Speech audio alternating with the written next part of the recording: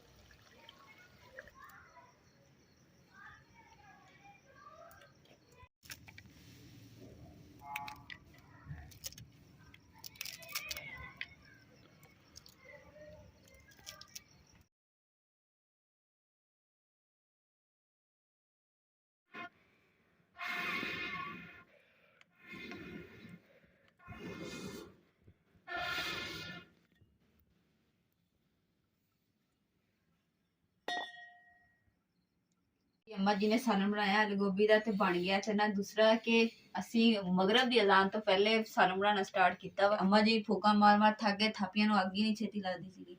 ਜੇ ਲੱਕੜ ਹੋਵੇ ਨਾ ਤਾਂ ਫਿਰ ਜਲਦੀ ਪੱਕ ਜਾਣੀ ਸੀ ਹੰਡੀ। ਬਿਸਮਿਲ੍ਲਾਹਿਰ ਰਹਿਮਾਨਿਰ ਰਹੀਮ।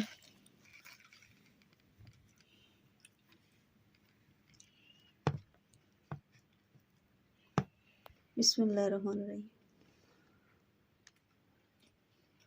माशाल्लाह जी सालन अम्मा जी ने बड़ा ही मजेदार बनाया। अम्मा जी शुक्रिया। ਤੇ ਚੀਜ਼ ਅੰਮਾ ਜੀ ਨੇ ਮੈਨੂੰ ਕਿਹਾ ਕਿ ਨਾ ਚੀਜ਼ਾਂ ਮੈਨੂੰ ਦੱਸੀ ਜਾਈ ਤਾਂ ਕਿ ਮੈਨੂੰ ਚੇਤਾ ਨਹੀਂ ਹੈਗਾ, ਤੇ ਮੈਂ ਨਾਲ ਨਾਲ ਦੱਸੇਗੀ ਤੇ ਅੰਮਾ ਜੀ ਨੇ ਬਣਾਇਆ ਤੇ ਬਹੁਤ ਹੀ ਮਜ਼ੇਦਾਰ ਖਾਣਾ ਬਣਿਆ।